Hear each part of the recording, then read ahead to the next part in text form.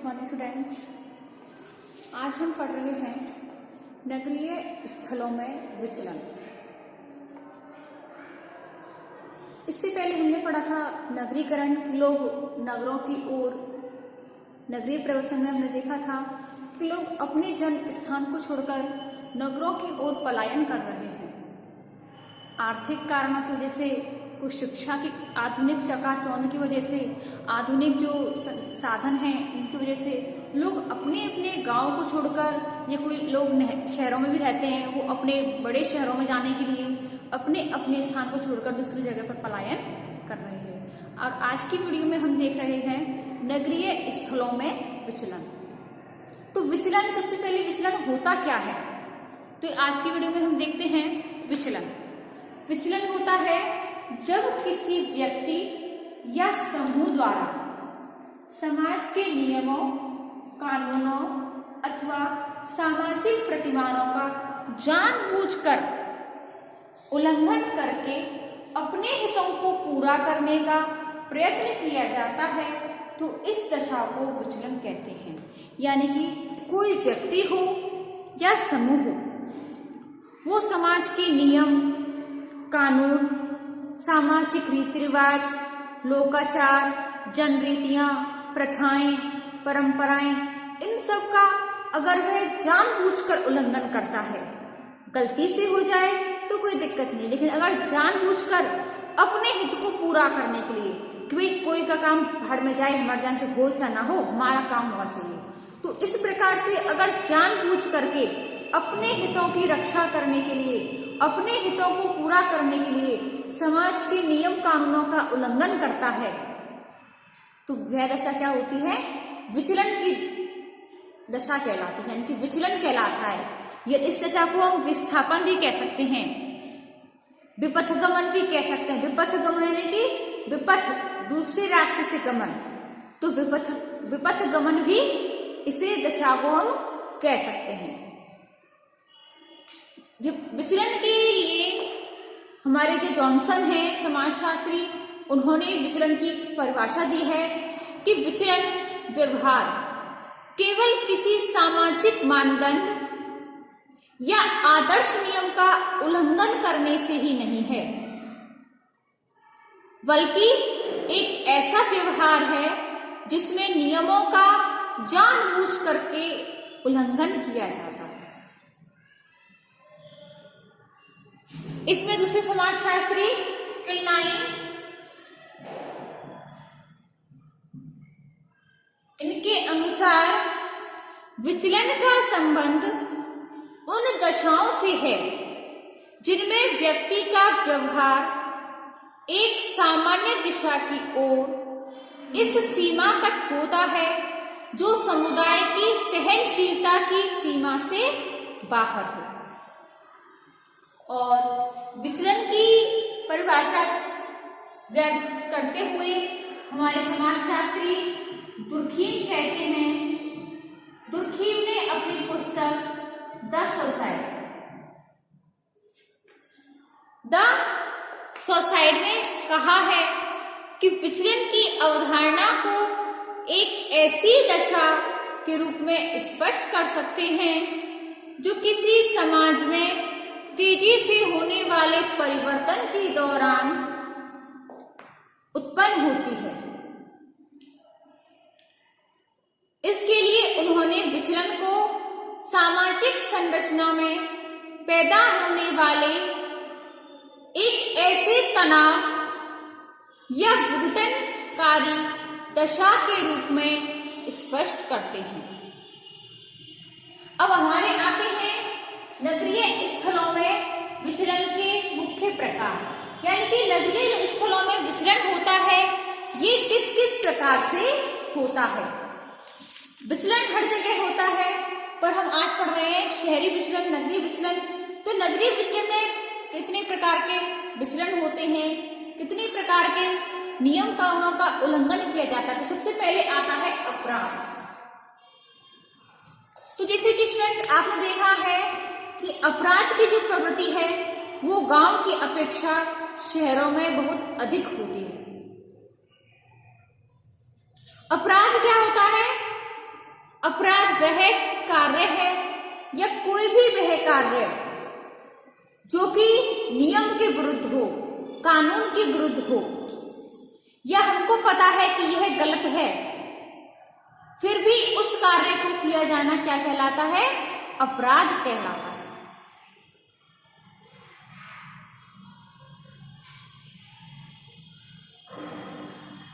अपराध मानवीय संबंधों की उस व्याख्या, उस व्यवस्था में बाधा डालता है जिसे कि मानव के अस्तित्व के लिए आवश्यक समझा जाता है। अपराध की प्रवृत्ति हर क्षेत्र में होती है।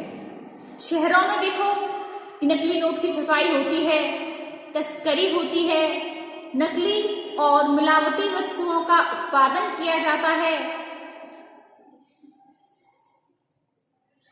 टैक्स की चोरी की जाती है, महिलाओं के साथ भी काफी अन्याय होता है, अपराध होते हैं। तो इस प्रकार की जो अपराध होते हैं शहरी क्षेत्रों में अधिक देखे जा सकते हैं। शहरों में कम उम्र की जो बच्चे होते हैं उनसे कार्य करवाया जाता है। व्यक्ति नशे के आदी होते हैं और अपने नशे की पूर्ति के लिए कोई भी कार्य कर सकते हैं, चोरी करते हैं, झूठ बोलते हैं, अन्याय करते हैं। वहां की जो स्त्रियां होती हैं जो गरीबी का शिकार होते हैं, वो स्त्रियां कभी कभी वैश्यावृत्ति का शिकार हो जाती हैं, बच्चे बाल अपराध हो के कार्य करने लगते हैं, उनका शोषण किया जाता है बच्चों को। तो जो इस प्रकार की जो गतिविधियां होती हैं वो शहरों में बहुत अधिक दिखाई देती हैं। अब इसके बाद आता है बाल अपराध। बाल अपराध, बाल अपराध होता है 14 वर्ष से कम की आयु में किया गया अपराध।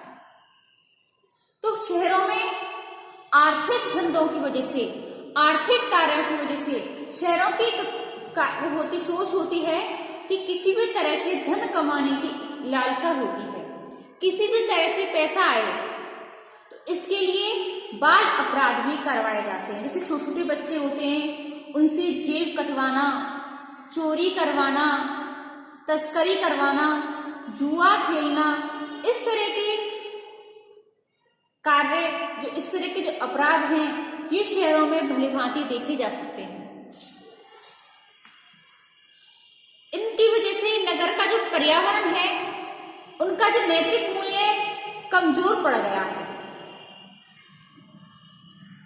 शहरों में माता और पिता दोनों ही नौकरी पर होते हैं, नौकरी करने वाले होते हैं। इससे जो बच्चों का सामाजिकरण है, बच्चों का पालन पोषण है, वो भली भांति नहीं हो सकता है। बच्चे को माता पिता संस्कार नहीं दे पाते हैं, ना ही बच्चों को भली भांति माँ बाप का प्यार मिल पाता है, ना ही अच्छा खान पान मिल पाता है, क्योंकि बच्चे अधिकतर समय अपनी आया के पास या अपने नौकरों के साथ व्यतीत करते हैं और जो होते हैं वो उनकी निम्न सोच होती है और वो उनके बच्चों को गलत राह पर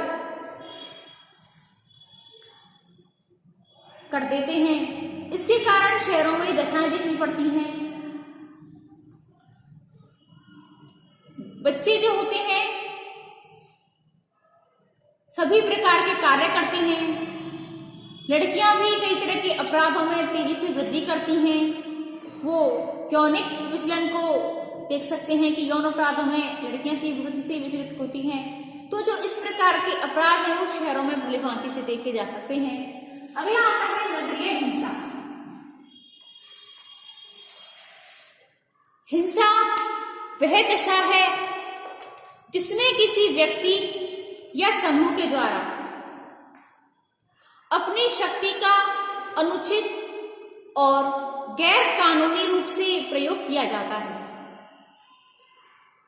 हिंसा की दशा शारीरिक भी हो सकती है, आर्थिक भी हो सकती है और मानसिक भी हो सकती है। शारीरिक रूप से उनको प्रताड़ित किया जा सकता है, आर्थिक रूप से उनको क्षति की जा सकती है, और मानसिक रूप से उनको भय दिखाकर, डरा धमकाकर उनका शोषण किया जा सकता है। इस प्रकार की हिंसा जो होती है वो व्यक्ति को विचलित कर देती है। नगरों में विभिन्न प्रकार के धर्म, विश्वास, क्षेत्र, एक दूसरे से भिन्न जीवन शैली, अलग अलग रहन सहन के लोग, खान पान के लोग साथ साथ रहते हैं। लोगों के बीच में औपचारिक संबंध पाए जाते हैं। इसके लिए व्यक्ति अपने हितों को प्रधानता देता है। शहरों में आपने देखा होगा महिलाओं के विरुद्ध होने वाली हिंसा होती है, स्वयं के विरुद्ध होने वाली हिंसा होती है। महिलाओं के साथ महिलाओं का अपहरण, बलात्कार, सार्वजनिक स्थलों पर उनके साथ छेड़छाड़ करना, दहेज के लिए प्रताड़ित करना, इस तरह के जो मामले होते हैं ये अधिक देखने को मिलते हैं। अब आता है राजनीतिक भ्रष्टाचार।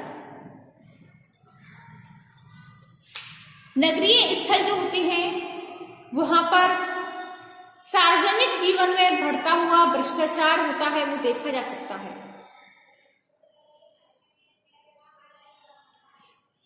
विचलन के संबंध में विकसित होने वाले जो कारक होते हैं, जिनके अंतर्गत नैतिक मूल्यों की जगह विभिन्न प्रकार के भौतिक लाभ प्राप्त करने के लिए अधिकांश राजनीतिज्ञ जो होते हैं, बड़े बड़े उद्योगपति होते हैं, कारोबारी होते हैं, व्यवसायी होते हैं, अधिकारी होते हैं, वो अपने पद का दुरुपयोग करके एक दूसरे से आगे निकलने की इनमें होड़ होती है,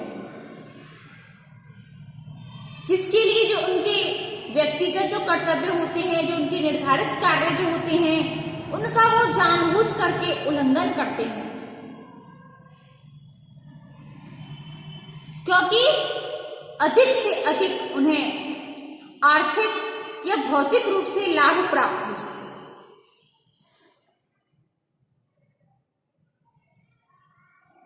जो हमारे प्रतिनिधि होते हैं उनके ऊपर अपहरण, हत्या, तस्करी, धोखाधड़ी, सार्वजनिक संपत्ति पर कब्जा, डकैती, इस तरह के गंभीर अपराध पंजीकृत होते हैं, उनके नाम होते हैं, उनके ऊपर काफी ऐसे केसेस होते हैं।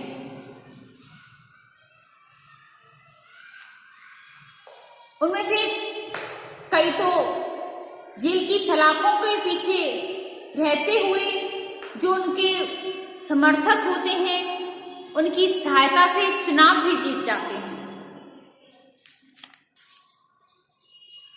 अब आता है सांप्रदायिक तनाव। अब आता है हमारा सांप्रदायिक तनाव।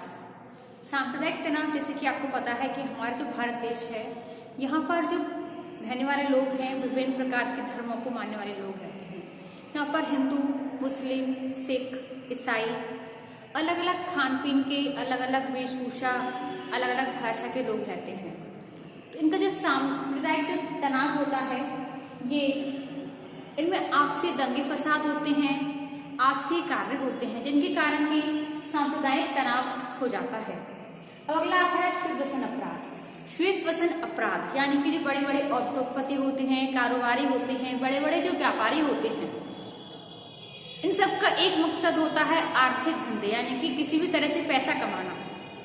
तो ये लोग जालसाजी करते हैं, धोखाधड़ी करते हैं, घूसखोरी करते हैं, तो बड़े बड़े जिस तरह से कार्य करते हैं, अपने कार्यों के पीछे लगे हुए होते हैं। जो बड़े बड़े साधु महात्मा होते हैं, संत होते हैं, ढोंगी बाबा होते हैं, ये जन साधारण से पैसे लूटने की होड़ में लगे होते हैं, किसी भी तरह से पैसा आया चाहिए। ये लोगों से पैसे ऐंठने की कोशिश में लगे रहते हैं, जिसके कारण लोगों के लिए एक बहुत ही सभी प्रकार के जो कार्य होते हैं वो भोगी बाबा वगैरह करते रहते हैं, जिसके कारण लोगों के पास आर्थिक धंधे ठप हो जाते हैं। अगला आता है नैतिक मूल्यों में विचलन। तो शहरों की जो नैतिक मूल्य होते हैं, जैसे कि शहरी रीति रिवाज होती हैं, परंपराएं हैं, लोकाचार हैं, जनरीतियां हैं, कानून हैं, नियम हैं, प्रथाएं हैं, ये सभी शहरी नियम जो होते हैं, इन सबको छोड़ करके लोग पश्चिमी सभ्यता को अपनाने लगते हैं, पश्चिमी संस्कृति की तरफ ध्यान होते हैं। जो हमारी युवा पीढ़ी है ये हमारी संस्कृति रीति रिवाज को छोड़ करके शहरी जिस संस्कृति में लिप्त हो जाते हैं, जिसके कारण जो हमारे नियम कानून प्रथाएं हैं इन सभी का त्याग करना पड़ जाता है। अगला आता है सामान्य मिश्रित व्यवहार। इसके कारण जो सामान्य हमारे व्यवहार होते हैं, सामान्य जो विचलन होते हैं, सामान्य जो नियम कानून होते हैं, इनका त्याग कर दिया जाता है, इनका जानबूझ करके उल्लंघन करते हैं और हम इन कानूनों के विरुद्ध, इन नियमों के विरुद्ध कार्य करते हैं, जिसके कारण कि सामान्य विचलन होता है और इस प्रकार से देखा जा सकता है। और अगला आता है हमारा नगरीय विचलन के कारण, कि नगर में विचलन किस प्रकार से होता है, नगर में विचलन होने के क्या क्या कारण हो सकते हैं। तो सबसे पहले आता है नगरों की गुमनामीता। जैसे कि आपको पता है कि शहरों में जनसंख्या की वृद्धि अधिक होती है, जो अधिक हमारी जो जनसंख्या है वो शहरों की तरफ अधिक पलायन कर जाती है, जिससे कि शहरों की जनसंख्या अधिक हो जाती है। जो शहरों की जो जनसंख्या होती है, शहरों की जो भीड़भाड़ भरी जो जनसंख्या होती है, इससे जो भीड़भाड़ भरे पर्यावरण में प्रत्येक व्यक्ति का जीवन गुमनाम हो जाता है, खो जाता है।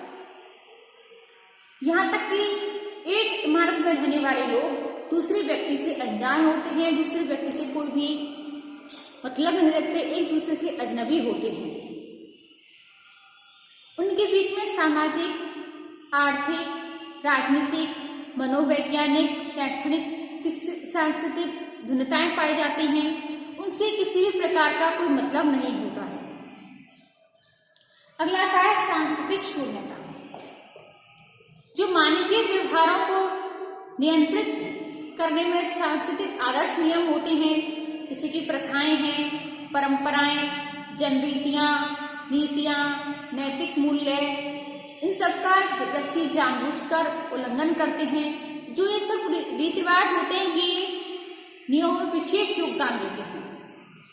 नगर के विभिन्न व्यक्ति के विचार, मूल्य, रीति रिवाज, इन सब में इतनी भिन्नता होती है कि उनके बीच में सांस्कृतिक शून्यता पैदा हो जाती है। अगला आता है अलगाववाद की प्रवृत्ति।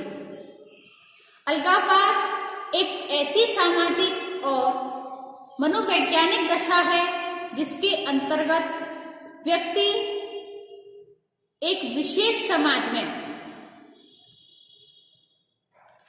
अपने आप को अलग, पृथक और अकेलापन महसूस करता है, पराया सा महसूस करता है, जिससे कि नगरों में द्वैतीयक और अवैयक्तिक संबंधों की प्रधानता होने के कारण लोगों की यह धारणा बनने लगती है कि वे जिस व्यवस्था में रह सकते हैं उनसे वे पृथक हैं और उस दिशा में वे स्वयं में किसी भी प्रकार का सुधार लाना नहीं चाहते हैं। अगला आता है परिवार के नियंत्रण में कमी। जैसे कि आपको पता है शहरों में जो माता पिता होते हैं, जो दंपत्ति होती हैं, दोनों माता पिता अपनी अपनी नौकरियां करते हैं, जिसके कारण उनके बच्चों पर किसी भी प्रकार का कोई भी नियंत्रण नहीं रहता है। शहरों में आपने देखा होगा संयुक्त परिवार नहीं होते, एकल परिवार या केंद्रीय परिवार होते हैं, अपना डिसीजन खुद लेते हैं, इसके कारण उनमें नियंत्रण नहीं होता है। परिवार में जब नियंत्रण नहीं होगा तो बच्चे गलत राह पर चलेंगे, गलत दिशा में की ओर मुख हो जाते हैं। अगला आता है आर्थिक असमानताएं। तो आर्थिक असमानता जैसे कि आपने देखा है कि शहरों में सभी तरह के लोग होते हैं, सभी प्रकार की असमानताएं पाई जाती हैं। शहर में एक ओर तो ऐसे धनवान व्यक्ति रहते हैं जो कि जिस वस्तु को लेना चाहते हैं, जो वस्तु खाना चाहते हैं, पहनना चाहते हैं, शौक मौज करना चाहते हैं, हर प्रकार से सामर्थ्यवान होते हैं, धनवान होते हैं। और दूसरी ओर व्यक्ति इतने गरीब होते हैं जो कूड़ा करकट बीन करके अपना पेट भरने के लिए मजबूर हो जाते हैं। तो इस प्रकार की जो असमानताएं हैं, आर्थिक असमानताएं हैं, ये नगरों में भलीभांति देखी जा सकती हैं। कई लोगों के पास 2-2, 3-3 मंजिल के मकान होते हैं, बहुत बड़ी इमारतें होती हैं और कई लोग सड़कों पर सोने के लिए मजबूर हो जाते हैं। तो इस प्रकार से जो असमानताएं हैं वो नगरों में आसानी से देखी जा सकती हैं। अगला आता है राजनीति का अपराधीकरण। राजनीति जैसे कि लोकतांत्रिक व्यवस्था में अनेक गुण पाए जाते हैं और इनके दोष भी हैं जो कि मतदान पर आधारित होते हैं, राजनीतिक संरचना है।